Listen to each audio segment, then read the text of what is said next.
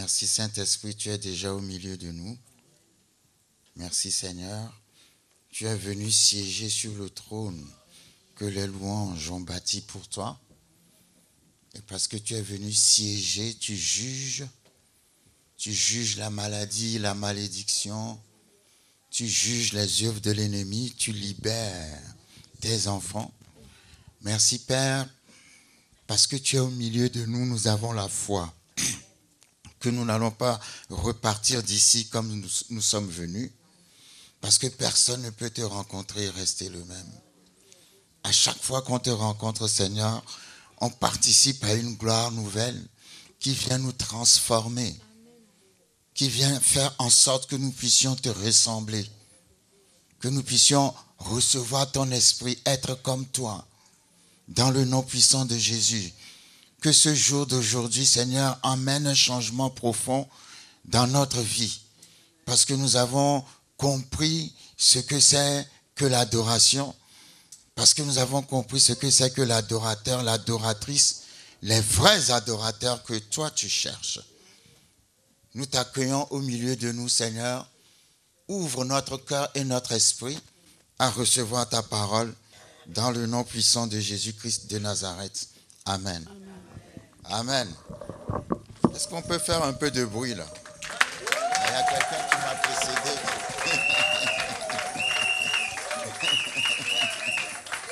Merci Seigneur. Nous pouvons nous asseoir.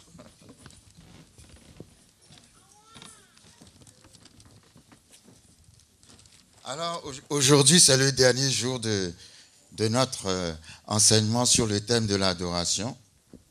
Nous avons commencé, ça va faire 3 jours aujourd'hui. Et nous avons vu beaucoup de choses. Comme je dis toujours, il faut réécouter les enseignements. À chaque fois que tu réécoutes l'enseignement, tu vas découvrir des choses nouvelles. Amen. J'ai beaucoup parlé de l'offrande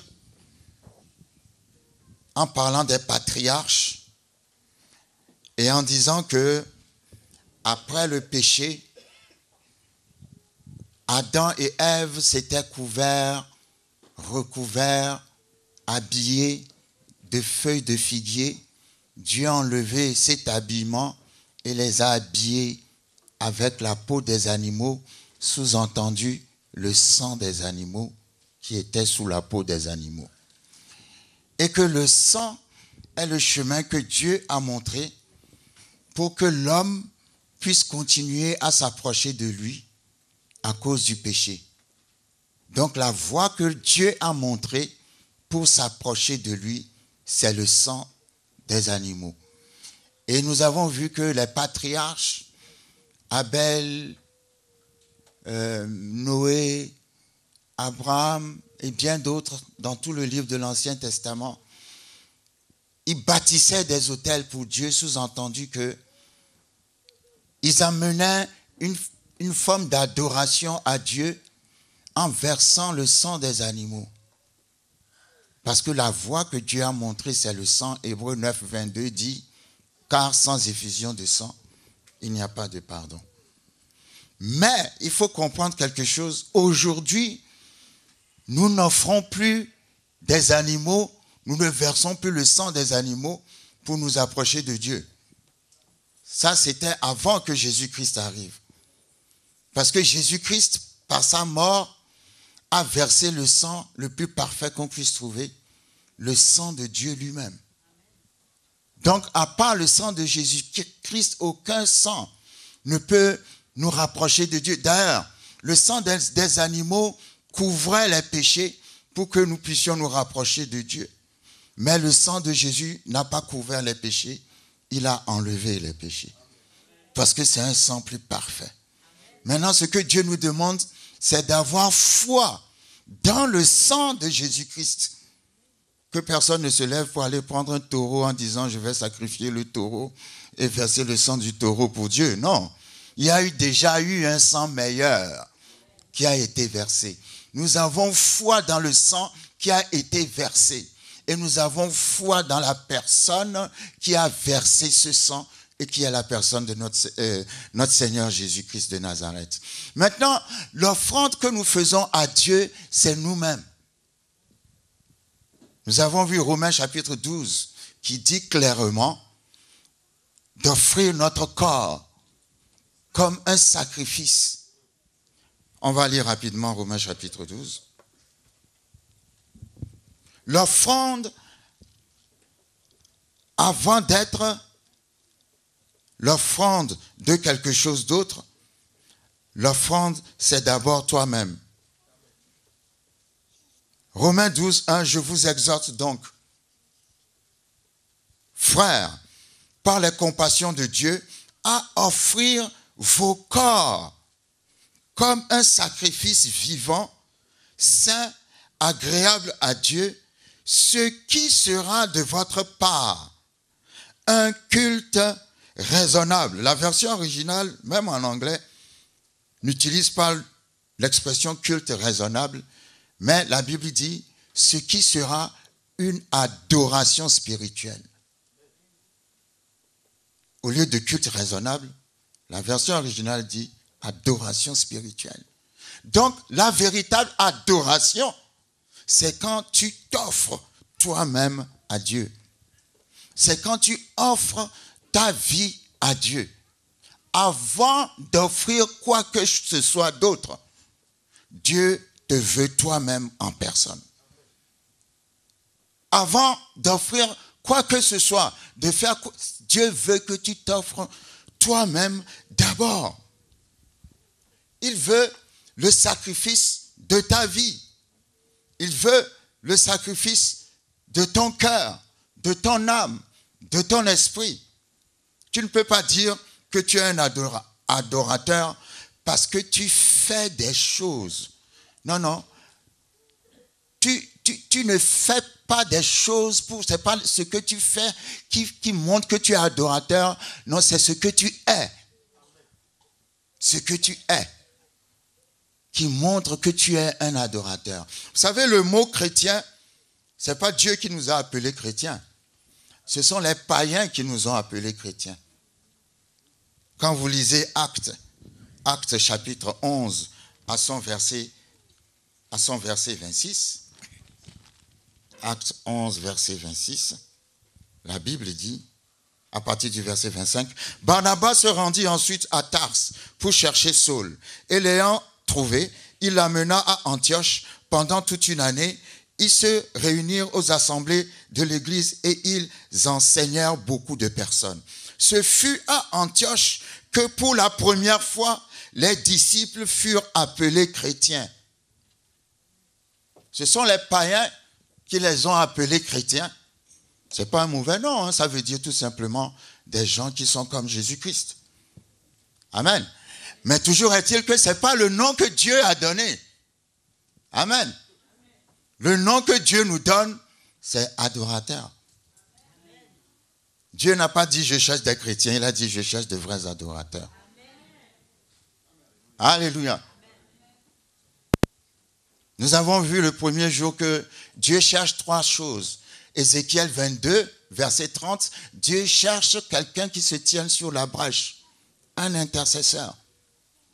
Ésaïe chapitre 6, la Bible dit, Dieu cherche quelqu'un qu'il va envoyer, qui ira pour nous. Jean chapitre 4, la Bible dit, Dieu cherche les vrais adorateurs. Et je disais que si tu es intercesseur et prêt à aller partout où Dieu va t'envoyer, ça veut dire que tu es un vrai adorateur. Donc, l'adorateur, c'est quelqu'un qui donne sa vie à Dieu.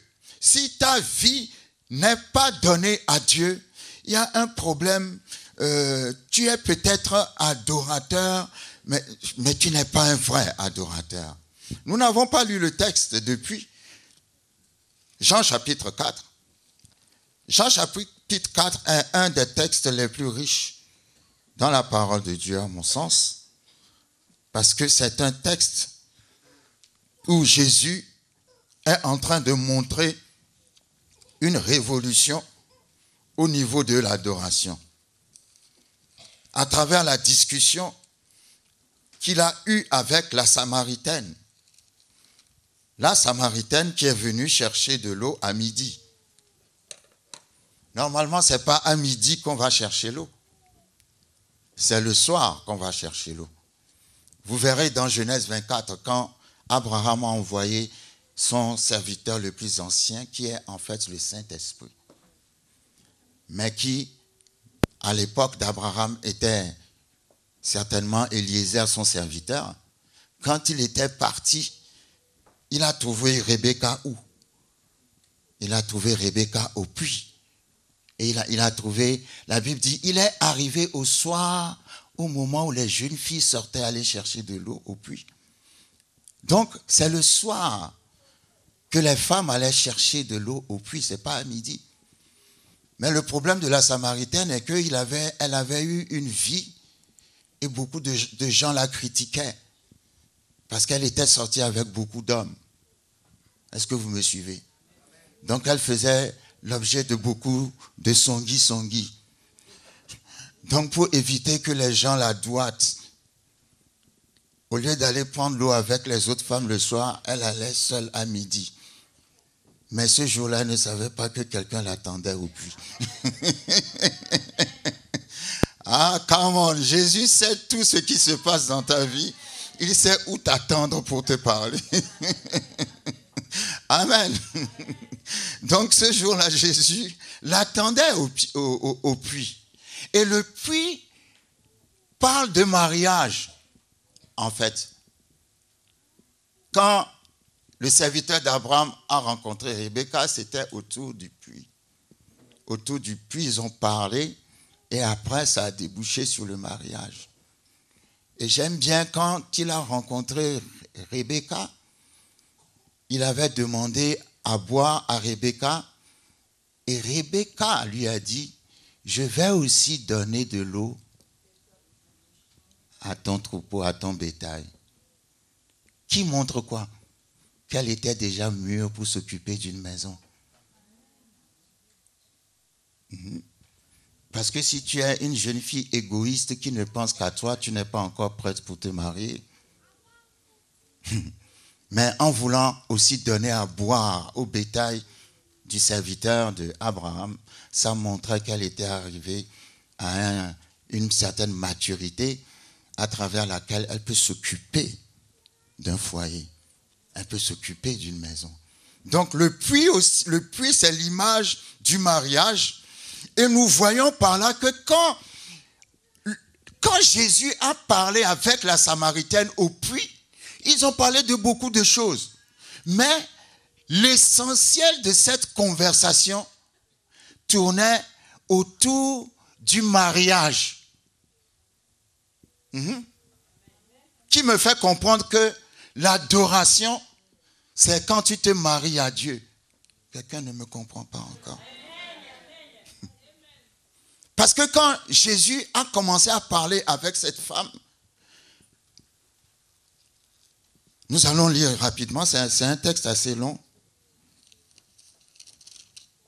mais on va aller rapidement. On va pas aller jusqu'à la fin, mais bon. Amen. Le Seigneur sut que les pharisiens, Jean chapitre 4 à partir du premier verset, avait appris qu'il faisait et baptisait plus de disciples que Jean. Toutefois, Jésus ne baptisait pas lui-même, mais c'était ses disciples. Alors il quitta la Judée et retourna en Galilée.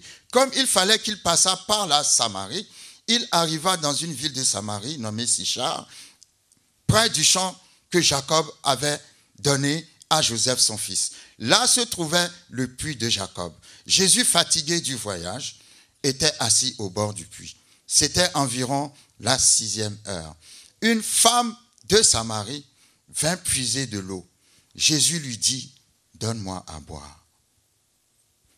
Car ses disciples étaient allés à la ville pour acheter des vivres. Vous savez, quand le pasteur m'avait dit de choisir le thème du séminaire, j'ai hésité. Je voulais donner comme thème en fait au séminaire, donne-moi à boire. Parce que l'eau que Jésus demandait à la femme, ce n'était pas en fait l'eau du puits. L'eau que Jésus demandait à la femme, c'était son adoration. Parce que là, Jésus ne parlait pas à partir de son humanité, il parlait à partir de sa divinité. Il avait soif de l'adoration. Il avait soif qu'on l'adore.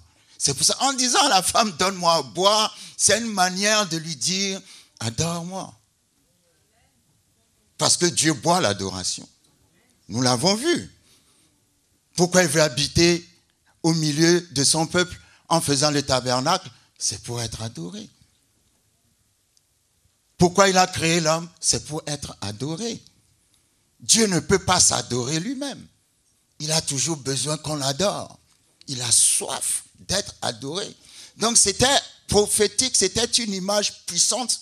Jésus qui demande à cette femme, donne-moi à boire. Ça ne peut pas être l'eau du puits. Il était à côté de l'eau du puits avant que la femme arrive. Donc s'il devait boire l'eau du puits, il n'attendrait pas que la femme arrive. Non, non. L'eau que Jésus voulait demander à cette femme, c'est son adoration. C'est l'eau du salut. Parce que tu ne peux pas vraiment l'adorer si tu n'es pas sauvé. Donc, il dit à la femme, donne-moi à boire. Car ses disciples étaient allés à la ville pour acheter des vivres. La femme samaritaine lui dit, comment toi qui es juif, me demandes-tu à boire, à moi qui suis une femme samaritaine? Les Juifs, en effet, n'ont point de relation avec les Samaritains. Nous voyons par là qu'un véritable adorateur ou une véritable adoratrice n'est pas raciste, n'est pas tribaliste, ne fait pas de différence entre les classes et les races. C'est ce que Jésus lui montrait. Parce que la Bible dit que les Samaritains et les Juifs ne se parlaient pas. Mais Jésus est passé par-dessus cette barrière. Un adorateur ne marche pas dans la haine, dans la division, dans le rejet. Non, non, un adorateur aime tout le monde. Les Juifs ne parlaient pas aux Samaritains, mais Jésus a parlé à la Samaritaine. Parce que pour Dieu, il n'y a pas de barrière. Il n'y a pas de couleur qui nous sépare. Amen. Jésus lui répondit, si tu connaissais le don de Dieu, le don de Dieu c'est Jésus lui-même. C'est-à-dire si tu savais qui je suis. Et qui est celui qui te dit, donne-moi à boire? Tu lui aurais toi-même demandé à boire et il t'aurait donné de l'eau vive. Ouais, Jésus est extraordinaire. Toi tu demandes à boire à quelqu'un et tu dis à la personne, si tu sais qui te demande à boire, c'est toi qui vas lui demander à boire. Pourquoi tu me demandes à boire alors? Il y avait un problème, c'est que l'eau qui fait l'objet de boire, la femme samaritaine comprenait que l'eau en question, c'est l'eau du puits, mais Jésus lui parlait de l'eau qui est le salut. Est-ce que vous avez déjà parlé de choses avec quelqu'un? Vous ne voyez pas la même chose, mais vous utilisez les mêmes noms pour parler de... Alléluia. Donc elle pensait à l'eau du puits, Jésus parle de l'eau du salut, être sauvé, aller au ciel. Amen. Et la Bible dit, Seigneur, lui dit la femme, tu n'as rien pour puiser. Vous voyez, elle pensait que c'est l'eau du puits. Et le puits est profond. D'où aurais-tu donc cette eau vive? Es-tu plus grand que notre père Jacob qui nous a donné ce puits et qui en a bu lui-même ainsi que ses fils et ses troupeaux? Jésus lui répondit, quiconque boit de cette eau aura encore soif. Il y a des choses dont tu auras toujours soif tant que tu n'as pas rencontré Jésus. Jésus lui dit, quiconque boira de cette eau aura toujours soif, mais celui qui boira de l'eau que je lui donnerai n'aura jamais soif. Et l'eau que je lui donnerai deviendra en lui une source d'eau qui jaillira jusque dans la vie éternelle. Cette eau, qu'est-ce que Jésus nous a donné lorsque nous l'avons reçu? Il nous a donné le Saint-Esprit. Que lui-même, il compare à des sources, à des fleuves d'eau vive qui jaillissent. Amen. Donc Jésus était en train de lui parler du salut et non de l'eau du puits de Jacob. La femme lui dit, Seigneur, donne-moi cette eau, afin que je n'aie plus soif et que je ne vienne plus puiser ici. La femme a désiré cette eau parce que la particularité de cette eau, c'est que si tu la bois, tu n'auras plus soif. Quand tu vas boire cette eau, tu deviendras toi une source d'eau vive. Alléluia. Donc tu n'as pas besoin d'aller chercher l'eau encore ailleurs parce que toi-même tu es l'eau. C'est les gens qui viennent prendre l'eau chez toi. C'est une eau extra surnaturelle, c'est le Saint-Esprit, c'est la vie de Dieu en nous lorsque nous recevons Jésus comme Seigneur et Sauveur. Et la femme a dit, donne-moi cette eau. Vous savez, Jésus a une manière de présenter les choses. S'il avait une agence de publicité, on allait acheter tous ses produits. C'est extraordinaire. Vous avez vu comment il a présenté? Il a dit, si tu bois de cette eau, tu auras encore soif. Mais moi, j'ai une eau. Cette eau-là, si tu la bois, elle va devenir une autre eau, c'est-à-dire source d'eau dans ta vie qui va jaillir jusqu'à l'éternité. Waouh! Alléluia! Quand tu entends une présentation comme ça, tu es obligé de dire, donne-moi cette eau. Amen. Quand la femme a entendu la qualité de l'eau, elle a dit, donne-moi cette eau. Elle n'a pas encore vraiment compris que l'eau en question, c'est la vie éternelle qui vient du salut, le fait de recevoir Jésus comme Seigneur et Sauveur. Et maintenant, verset 15, la femme dit, Seigneur, donne-moi cette eau afin que je n'ai plus soif et que je ne vienne plus ici. Jésus lui dit, va, appelle ton mari et viens ici. Ah, est-ce qu'à chaque fois qu'on boit de l'eau, il faut aller d'abord chercher son mari avant de boire de l'eau, ou bien aller chercher sa femme avant de boire de l'eau? Alléluia. Les femmes, quand vous avez soif, vous devez d'abord aller chercher votre mari avant de boire l'eau. Donc nous comprenons que l'eau dont Jésus parle n'a rien à voir avec l'eau du puits. La femme dit, je désire cette eau. Jésus dit, va chercher ton mari. Alléluia. Et la femme dit à Jésus, je n'ai point de mari. Et Jésus lui dit, tu as eu raison de dire, je n'ai point de mari, car tu as eu 5 maris, et celui que tu as maintenant n'est pas ton mari, en cela tu as dit vrai. Donc c'est une femme qui a connu un certain nombre d'hommes dans la vie, parce que peut-être elle pensait que le bonheur se trouve auprès d'un homme. Elle s'est mariée une fois, ça n'a pas marché. 2 fois, ça n'a pas marché. 3 fois, ça n'a pas marché. 4 fois, ça n'a pas marché. 5 fois, ça n'a pas marché. Finalement, elle a dit, je ne vais plus me marier, je vais vivre en concubinage. Parce qu'elle vivait avec le 6e homme. Et Jésus lui a sorti cela. Quand Jésus lui a sorti cela, elle était étonnée. Et elle dit, je vois que tu es prophète. Nos pères ont adoré sur cette montagne. Avant d'aller à nos pères qui ont adoré sur cette montagne, pourquoi Jésus lui a dit, va chercher ton mari? Parce que Jésus savait que, vous savez, cette femme a connu au total 6 hommes. Parce que Jésus savait que elle vivait dans le concubinage. Amen. Jésus voulait lui dire, tu veux boire de l'eau dont je te parle? Pour boire cette eau, il faut d'abord mettre ta vie en ordre. Tu ne peux pas boire cette eau si ta vie n'est pas en ordre. Ça veut dire que Jésus était en train de lui enseigner indirectement, l'adoration commence par ta vie. Ça commence par ta propre vie. En fait, 6, comme elle a connu 6 hommes, c'est le chiffre de l'homme. 7, c'est le chiffre de Dieu. La perfection totale. En fait, il fallait qu'elle épouse d'abord Jésus.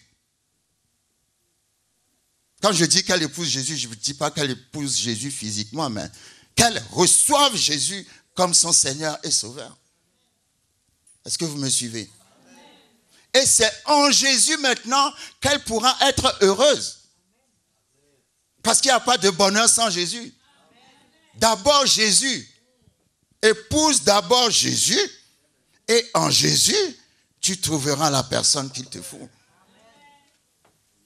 Donc Jésus lui enseignait sur l'adoration que l'adoration commence par ta vie que tu mets en ordre.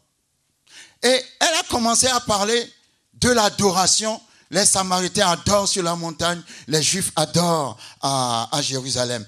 Parce que pour jusque-là, c'est la mentalité des gens. Adorer Dieu est un acte extérieur.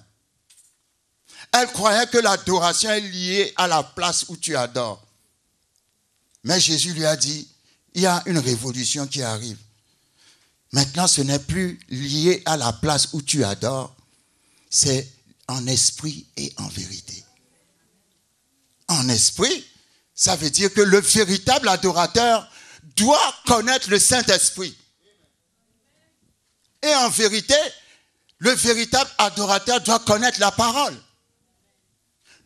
Ton adoration ne peut pas être correcte si tu ne sais pas ce que la parole dit. Parce que c'est la parole qui t'enseigne comment Dieu veut être adoré. Donc, pour savoir comment Dieu veut être adoré et faire plaisir à Dieu, tu es obligé de connaître ce que Dieu aime et ce que Dieu n'aime pas. Donc, Jésus lui dit, ça ne sera plus une question de place. Parce que quand le Saint-Esprit va venir, le Saint-Esprit va te transformer toi-même en un temple. Donc, l'adoration commence à partir de la manière dont tu entretiens ton propre temple. Amen. Et la femme, pour aller plus vite et passer à autre chose, la femme a couru et est partie chercher des gens. Et j'aime bien, quand vous lisez le texte, la femme a dit, la Bible dit, et la femme a jeté sa cruche. Amen.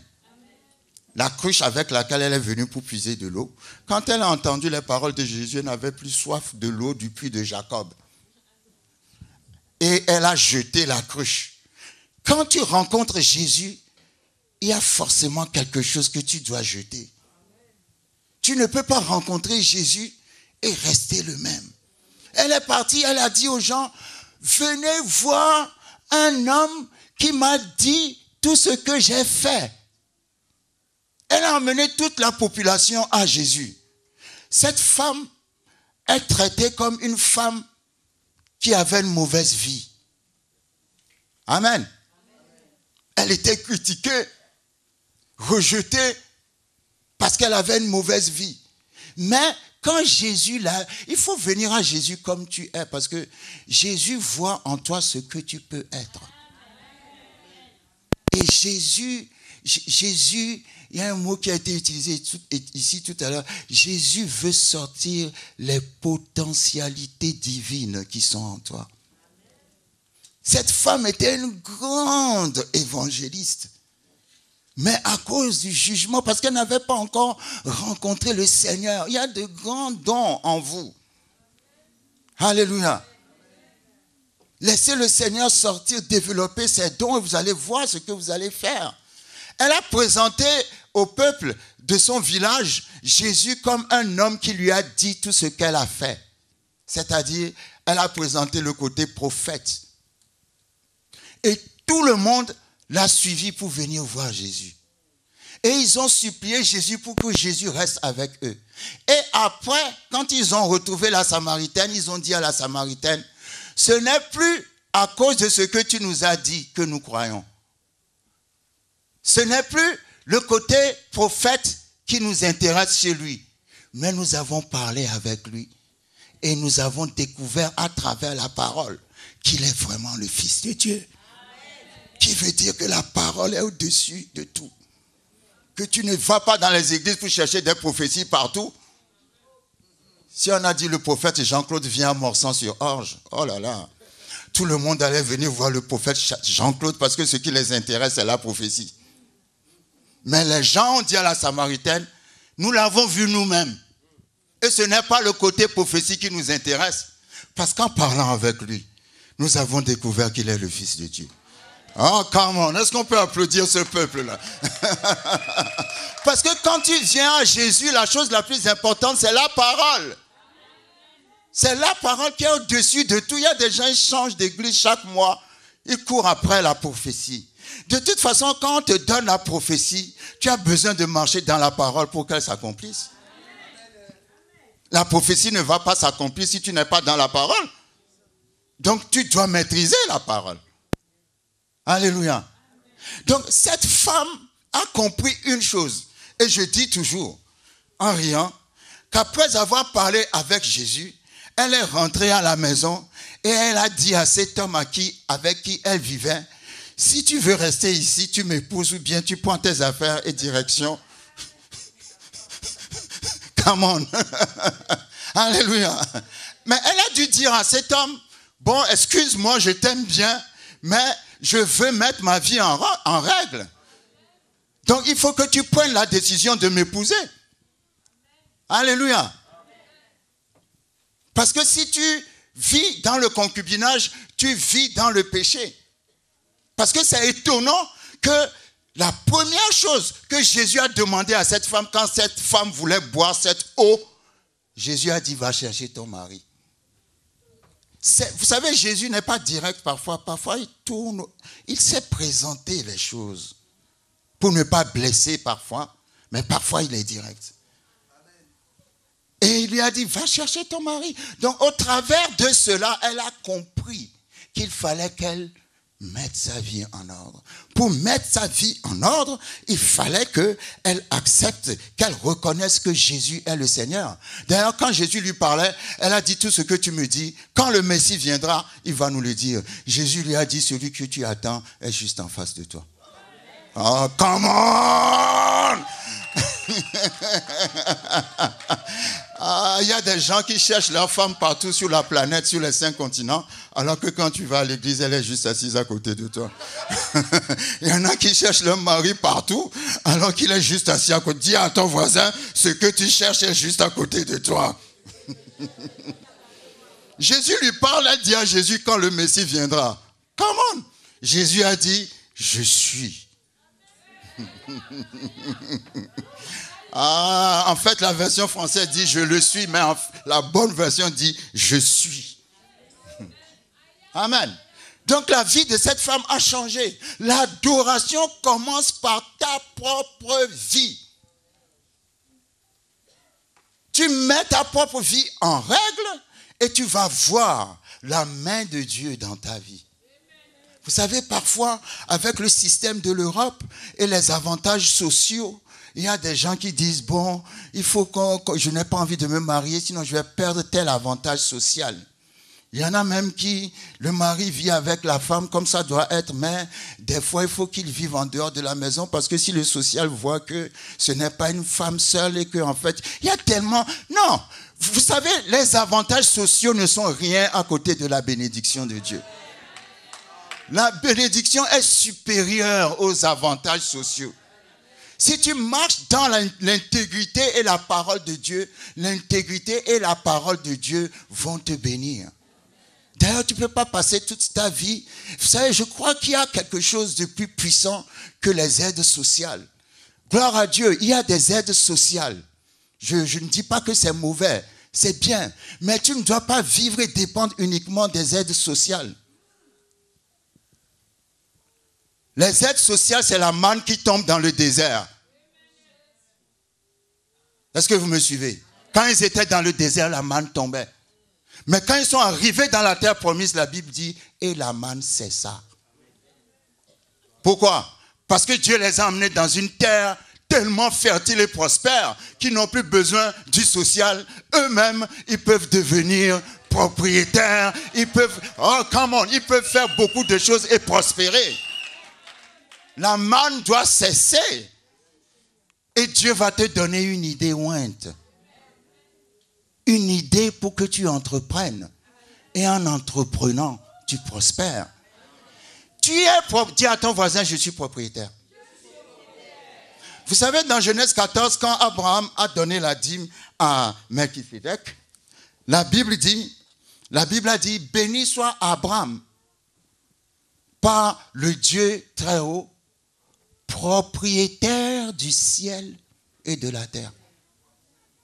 Ça veut dire, quand tu es quelqu'un qui est fidèle dans la dîme, Dieu te donnera une partie du ciel et de la terre. Vous ne comprenez pas? Si tu es béni par le propriétaire du ciel et de la terre, sur la terre, tu ne manqueras pas de terre et au ciel, tu ne manqueras pas de place. Vous me suivez? Donc, n'ayons pas une mentalité de dépendance. Ayons une mentalité d'indépendance dans le sens où nous avons prospéré nous-mêmes parce que nous obéissons, nous sommes de vrais adorateurs aux lois de Dieu et Dieu nous a prospérés. Parce que le mot indépendance n'est pas de Dieu. Dieu n'aime pas l'indépendance. Dieu aime la dépendance. Tu ne peux pas être indépendant parce que jusqu'à un certain niveau, tu dépends de Dieu. Amen. Et nous dépendons les uns des autres. Amen. Mais indépendance dans le sens où tu te développes toi-même, dans le sens où tu développes tes propres qualités et capacités. Amen. Donc, en tant que véritable adorateur, moi je crois que tu peux, comment dirais-je, dépendre de Dieu et que Dieu peut te prospérer. La Bible dit que Dieu a béni les œuvres de nos mains. Tout ce que tes mains vont fabriquer, tout ce que tes mains touchent, ton travail. Regarde, levez vos mains. Dites, main. Dieu a dit que tout ce que tu vas toucher sera béni. Alors sois béni. Parce qu'à partir d'aujourd'hui, au nom de Jésus, tout ce que je vais entreprendre avec mes mains sera béni. C'est Dieu qui l'a dit. Si Dieu l'a dit, Dieu va le faire. Amen. Donc, l'adorateur, c'est quelqu'un qui d'abord, je n'arrête pas de le dire, je ne sais pas pourquoi ça revient tout le temps, qui d'abord donne sa vie à Dieu.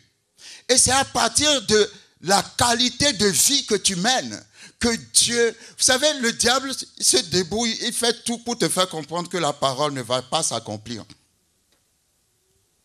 Que la parole est fausse. Que la parole n'est pas vraie. Que tu ne peux pas sortir de telle situation si tu ne vas pas voler. Tu ne peux pas sortir de telle situation si tu ne fais pas un compromis. Amen. Mais c'est faux. Parce que le diable est un menteur. Si tu marches dans l'intégrité, dans la parole de Dieu, tu verras la gloire de Dieu. Amen. Jésus a dit à Jairus, ne t'ai-je pas dit que si tu crois, tu verras la gloire de Dieu. Amen. Si tu crois, tu verras la gloire de Dieu. Et le diable est là pour que tu ne crois pas. C'est pour cela qu'il faut que tu persévères. Et tu dois persévérer. Et vous savez, l'adoration, comme nous l'avons vu, en grec et en hébreu, signifie la même chose. Ça signifie prosternation. Mais tu ne peux pas vraiment dire que tu adores parce que tu te prosternes. Non, tu te prosternes parce que d'abord, ta vie est en règle avec Dieu. Tu te prosternes parce que tu as offert ta vie avec Dieu. Là, ta prosternation a un sens. Amen. Tu ne vis pas comme le diable et puis tu viens à l'église pour te prosterner. Ta prosternation n'a pas de sens. Mais les vrais adorateurs, lorsqu'ils se prosternent, quelque chose se passe. Quand nous allons dans la parole de Dieu, nous avons plusieurs exemples où rien que par la prosternation, les gens ont changé leur situation. Lorsque nous allons dans Matthieu chapitre 15, rapidement, je vais vous montrer. Parce que quand tu te prosternes, c'est une manière de dire, Seigneur, prends le dessus. C'est une manière de dire, Seigneur, je m'efface devant toi. C'est une manière de dire, Seigneur, c'est toi qui es le plus grand, le plus puissant, le tout-puissant. Matthieu chapitre 15, il y avait une femme qui suivait Jésus. Amen. Matthieu chapitre 15, à partir du verset 21. Jésus étant parti de de là se retira dans le territoire de Tyr et de Sidon. Et voici, une femme cananéenne, c'est pas une juive, qui venait de ces contrées, lui cria, « Aie pitié de moi, Seigneur, fils de David. Ma fille est cruellement tourmentée par le démon. » Il ne lui répondit pas un mot. Et ses disciples s'approchèrent et lui dirent avec instance, « Renvoie-la, car elle crie derrière nous. » Il répondit, « Jésus dit à la femme, « Je n'ai été envoyé qu'aux brebis perdues de la maison d'Israël. » Parce que Jésus, dans l'Ancien Testament, Dieu était le Dieu d'Israël uniquement, point. Il n'était pas le Dieu des Congolais, des Togolais, des Sénégalais, de toutes les nations. Il était seulement le Dieu d'Israël. Et Jésus lui dit à cette femme qui n'est pas juive, « Je n'ai été envoyé qu'à la maison d'Israël. Donc je ne peux pas te secourir parce que tu n'es pas juive. » Alléluia. Donc pour que cette femme soit secourue, il fallait qu'elle attende que Jésus meure et ressuscite. Parce que c'est quand il est ressuscité qu'il est devenu le Dieu de toutes les nations. Mais pas avant. Donc, les disciples disaient à Jésus, chasse cette femme. Et Jésus a dit, je ne peux rien te faire pour toi, parce que je ne suis envoyé que pour Israël. Et la Bible dit, mais elle vint se prosterner devant lui. Come on. Elle vint se prosterner devant lui. Ça veut dire, elle vint l'adorer. Je ne sais pas où cette femme a eu cette révélation. Ça veut dire qu'elle a vu en Jésus Dieu manifesté dans la chair. Elle n'est pas juive, mais elle a vu en Jésus le Messie. Et elle est venue. Ouais, toute la loi lui interdisait de recevoir la bénédiction, mais grâce à l'adoration, elle est passée par-dessus la loi.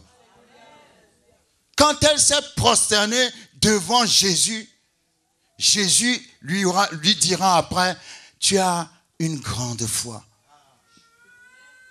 Et Jésus lui dit, ce que tu demandes t'est accordé. Normalement, elle devrait attendre la résurrection. Mais à cause de l'adoration, elle a obtenu quelque chose avant son temps. L'adoration te fait précéder le temps. L'adoration te met en avance. Avec son adoration, elle a reçu la guérison pour sa fille avant que la guérison ne soit disponible pour les gens de son pays. Alléluia. C'est pour vous dire que quand on adore, il y a une puissance qui se dégage. Quand tu adores sincèrement, la situation doit changer. Dis à ton voisin, la situation doit changer. Amen. Et nous avons encore un autre exemple. Allons rapidement dans Luc 17, verset 11. Quand nous allons dans Luc 17, verset 11,